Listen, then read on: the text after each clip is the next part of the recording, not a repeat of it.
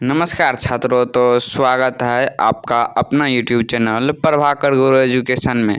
तो मैं आज आप लोगों को इस वीडियो के अंदर में गांधी जयंती पर जीवनी आज हम लोग इस वीडियो के अंदर में गांधी जयंती पर जीवनी जानेंगे, यानी महात्मा गांधी के बारे में जानेंगे। और ऐसे भी आज आप लोगों को पता होगा कि आज 2 अक्टूबर है, यानी गांधी जयंती है। तो हमारे देश के राष्ट्रपिता थे महात्मा गांधी, इसी के आज हम लोग जीवन काल को पढ़ेंगे। तो अगर आप हमारे चैनल पे नए हैं तो सबसे पहले सब्सक्राइब कर लीजिए, क्योंकि इसी के रिलेटेड मैं वीडियो डालता हूं। तो चलिए देखते हैं गांधी जयंती पर जीवनी और वीडियो को करते हैं शुरू। देखिए, महात्मा गांधी का जो जन्म है 2 अक्टूबर 1869 पोरबंदर काठियावाड़ एजेंसी, जो कि अब गुजरात में है, वहीं पर इसका जन्म हुआ था। और कितने तारीख को? 2 अक्टूबर को। कितना ईस्वी में? 1869। देखिए, महात्मा गांधी का मृत्यु 30 जनवरी 1948 और दिल्ली में हुआ था। कहाँ हुआ था? दिल्ली में। अब हम लोग जानते हैं महात्मा गांधी के प्रारंभिक जीवन को। देखिए, मोहनदास करमचंद गांधी का जन्म भारत में गुजरात के एक तटीय शहर पोरबंदर में 2 अक्टूबर सन 1869 को हुआ था। उनके पिता करमचंद गांधी ब्रिटिश राज के समय काठियावाड़ की एक छोटी सी रियासत पोरबंदर के दीवान थे। मोहनदास की माता पुतलीबाई परिणामी वैश्य समुदाय से ताल्लुक रखती थी और अत्यधिक धार्मिक प्रवृत्ति की थी, जिसका प्रभाव युवा मोहनदास पड़ा और इन्हीं मूल्यों ने आगे चलकर उनके जीवन में महत्वपूर्ण भूमिका निभाई। वह नियमित रूप से व्रत रखती थी और परिवार में किसी के बीमार पड़ने पर उसकी सेवा शुश्रूषा में दिन रात एक कर देती थी। इस प्रकार मोहनदास ने स्वाभाविक रूप से अहिंसा, शाकाहार, आत्मशुद्धि के लिए व्रत और विभिन्न धर्मों और पंथों को मानने वालों के बीच परस्पर सहिष्णुता को अपनाया। सन 1883 में 13.5 साल की उम्र में ही उनका विवाह 14 साल की कस्तूरबा से करा दिया गया। यानी महात्मा गांधी 1883 में 13.5 साल की उम्र में ही उनका विवाह 14 साल की कस्तूरबा से करा दिया गया। जब मोहनदास 15 वर्ष के थे तब उनकी पहली संतान ने जन्म लिया, लेकिन वह केवल कुछ दिन ही जीवित रही। उनके पिता करमचंद गांधी भी इसी साल 1885 में चले बसे। यानी महात्मा गांधी के जो पिता थे करमचंद गांधी, वह 1885 में स्वर्ग सिधार गए। बाद में मोहनदास और कस्तूरबा के 4 संतान हुई। एक का नाम था हरिलाल गांधी, जिसका जन्म 1888 में हुआ। दूसरे का नाम मनीलाल गांधी, जिसका जन्म 1892 में। और तीसरे का नाम रामदास गांधी, जिसका जन्म 1897 में। और चौथे का नाम देवदास गांधी, जिनका जन्म 1900 ईस्वी में हुआ। उनकी मिडिल स्कूल की शिक्षा पोरबंदर में और हाई स्कूल की शिक्षा राजकोट में हुई। शैक्षणिक स्तर पर मोहनदास एक औसत छात्र ही रहे। सन 1887 में उन्होंने मैट्रिक की परीक्षा अहमदाबाद से उत्तीर्ण की। इसके बाद मोहनदास ने एक औसत छात्र ही रहे। सन 1887 में उन्होंने मैट्रिक की परीक्षा अहमदाबाद से उत्तीर्ण की। इसके बाद मोहनदास ने भावनगर के श्यामलदास कॉलेज में दाखिला लिया, पर खराब स्वास्थ्य और गृह वियोग के कारण वह अप्रसन्न ही रहे और कॉलेज छोड़कर पोरबंदर वापस चले गए। हम लोग जानते हैं विदेश में शिक्षा और वकालत। मोहनदास अपने परिवार में सबसे ज़्यादा पढ़े लिखे थे, इसलिए उनके परिवार वाले ऐसा मानते थे कि वह अपने पिता और चाचा का उत्तराधिकारी दीवान बन सकते थे। उनके एक परिवारक मित्र मावजी दवे ने ऐसी सलाह दी कि एक बार मोहनदास लंदन से बैरिस्टर बन जाए तो उनको आसानी से दीवान की पदवी मिल सकती थी। उनकी माता पुतलीबाई और परिवार के अन्य सदस्यों ने उनके विदेश जाने के विचार का विरोध किया, पर मोहनदास के आश्वासन पर राजी हो गए। वर्ष 1888 में मोहनदास यूनिवर्सिटी कॉलेज लंदन में कानून की पढ़ाई करने और बैरिस्टर बनने के लिए इंग्लैंड चले गए। अपने मां को दिए गए वचन के अनुसार ही उन्होंने लंदन में अपना वक्त गुजारा। वहाँ उनके शाकाहारी खाने से संबंधित बहुत कठिनाई हुई और शुरुआती दिनों में कई बार भूखे ही रहना पड़ता था। धीरे धीरे उन्होंने शाकाहारी भोजन वाले रेस्टोरेंट्स के बारे में पता लगाया। इसके बाद उन्होंने वेजिटेरियन सोसाइटी की सदस्यता भी ग्रहण कर ली। इस सोसाइटी के कुछ सदस्य थियोसॉफिकल सोसाइटी के सदस्य भी थे और उन्होंने मोहनदास को गीता पढ़ने का सुझाव दिया। जून 1891 में गांधी भारत लौट गए और वहां जाकर उन्हें अपनी मां के मौत के बारे में पता चला। उन्होंने बॉम्बे में वकालत की शुरुआत की, पर उन्हें कोई खास सफलता नहीं मिली।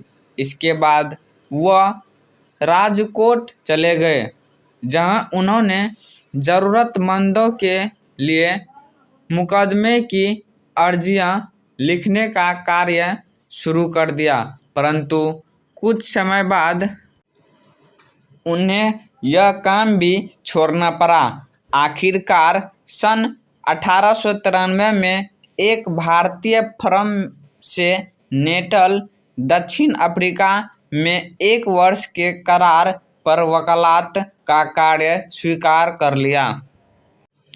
अब हम लोग जानते हैं गांधी जी दक्षिण अफ्रीका में दक्षिण अफ्रीका में 1893 में गए और 1914 में लौट गए। ये आपको याद करना है। गांधी 24 साल की उम्र में दक्षिण अफ्रीका पहुंचे। वह प्रिटोरिया स्थित कुछ भारतीय व्यापारियों ने के न्यायिक सलाहकार के तौर पर वहां गए थे। उन्होंने अपने जीवन के 21 साल दक्षिण अफ्रीका में बिताए, जहां उनके राजनीतिक विचार और नृत्य कौशल का विकास हुआ। दक्षिण अफ्रीका में उनको गंभीर नस्ली भेदभाव का सामना करना पड़ा। एक बार ट्रेन में प्रथम श्रेणी कोच की वैध टिकट होने के बाद तीसरी श्रेणी के डिब्बे में जाने से इनकार करने के कारण उन्हें ट्रेन से बाहर फेंक दिया गया। ये सारी घटनाएं उनके जीवन में महत्वपूर्ण मोड़ बन गई और मौजूदा सामाजिक और राजनीतिक अन्याय के प्रति जागरूकता का कारण बनी। दक्षिण अफ्रीका में भारतीयों पर हो रहे अन्याय को देखते हुए उनके मन में ब्रिटिश साम्राज्य के अंतर्गत भारतीयों के सम्मान तथा स्वयं अपनी पहचान से संबंधित प्रश्न उठने लगे। दक्षिण अफ्रीका में गांधी जी ने भारतीयों को अपने राजनीतिक और सामाजिक अधिकारों के लिए संघर्ष करने के लिए प्रेरित किया। उन्होंने भारतीयों की नागरिकता संबंधित मुद्दे को भी दक्षिण अफ्रीका सरकार के सामने उठाया और सन 1906 के जुल्लू युद्ध में भारतीयों को भर्ती करने के लिए ब्रिटिश अधिकारियों को सक्रिय रूप से प्रेरित किया। गांधी के अनुसार अपनी नागरिकता के दावों को कानूनी जामा पहनाने के लिए भारतीयों को ब्रिटिश युद्ध प्रयासों में सहयोग देना चाहिए। अब हम लोग जानते हैं भारतीय स्वतंत्रता संग्राम का संघर्ष। वर्ष 1914 में गांधी दक्षिण अफ्रीका से भारत वापस लौट आए। इस समय तक गांधी एक राष्ट्रवादी नेता और संयोजक के रूप में प्रतिष्ठित हो चुके थे। वह उदारवादी कांग्रेस नेता गोपाल कृष्ण गोखले के कहने पर भारत आए थे और शुरुआती दौर में गांधी के विचार बहुत हद तक गोखले के विचारों से प्रभावित थे। प्रारंभ में गांधी ने देश के विभिन्न भागों का दौरा किया और राजनीतिक, आर्थिक और सामाजिक मुद्दों को समझने की कोशिश की। अब हम लोग जानते हैं चंपारण और खेरा सत्याग्रह। बिहार के चंपारण और गुजरात के खेरा में हुए आंदोलनों ने गांधी को भारत में पहली राजनीतिक सफलता दिलाई। चंपारण में ब्रिटिश जमींदार किसानों को खाद्य फसलों की बजाय नील की खेती करने के लिए मजबूर करते थे और सस्ते मूल्य पर फसल खरीदते थे, जिससे किसानों की स्थिति बदतर होती जा रही थी। इस कारण वे अत्यधिक गरीबी से घिर गए। एक विनाशकारी अकाल के बाद अंग्रेजी सरकार ने दमनकारी कर लगा दिए, जिनका बोझ दिन प्रतिदिन बढ़ता ही गया। कुल मिलाकर स्थिति बहुत निराशाजनक थी। गांधी जी ने जमींदारों के खिलाफ विरोध प्रदर्शन और हड़तालों का नृत्य किया, जिसके बाद गरीब और किसानों की मांगों को माना गया। सन 1918 में गुजरात स्थित खेरा बाढ़ और सूखे की चपेट में आ गया था, जिसके कारण किसान और गरीबों की स्थिति बदतर हो गई और लोग कर माफी की मांग करने लगे। खेरा में गांधी जी के मार्गदर्शन में सरदार पटेल ने अंग्रेजों के साथ इस समस्या पर विचार विमर्श के लिए किसानों का नृत्य किया। इसके बाद अंग्रेजों ने राजस्व संग्रहण से मुक्ति देकर सभी कैदियों को रिहा कर दिया। इस प्रकार चंपारण और खेरा के बाद गांधी की ख्याति देश भर में फैल गई और वह स्वतंत्रता आंदोलन के एक महत्वपूर्ण नेता बनकर उभरे।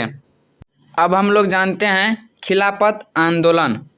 कांग्रेस के अंदर और मुस्लिमों के बीच अपनी लोकप्रियता बढ़ाने का मौका गांधी जी को खिलाफत आंदोलन के जरिए मिला।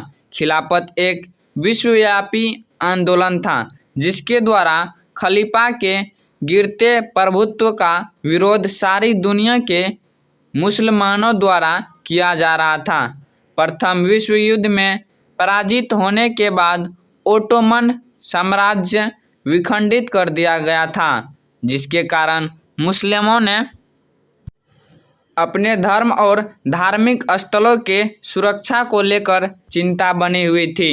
भारत में खिलाफत का नेतृत्व ऑल इंडिया मुस्लिम कांग्रेस द्वारा किया जा रहा था। धीरे धीरे गांधी इसके मुख्य प्रवक्ता बन गए। भारतीय मुसलमानों के साथ एकजुटता व्यक्त करने के लिए उन्होंने अंग्रेजों द्वारा दिए सम्मान और मेडल वापस कर दिया।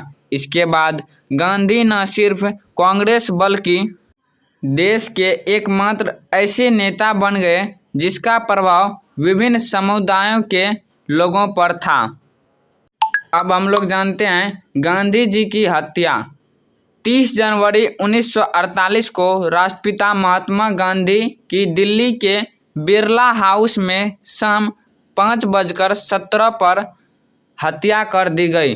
गांधी जी एक प्रार्थना सभा को संबोधित करने जा रहे थे जब उनके हत्यारे नाथूराम गोडसे ने उनके सीने में 3 गोलियां दाग दी। ऐसे माना जाता है कि हे राम उनके मुख से निकले अंतिम शब्द थे।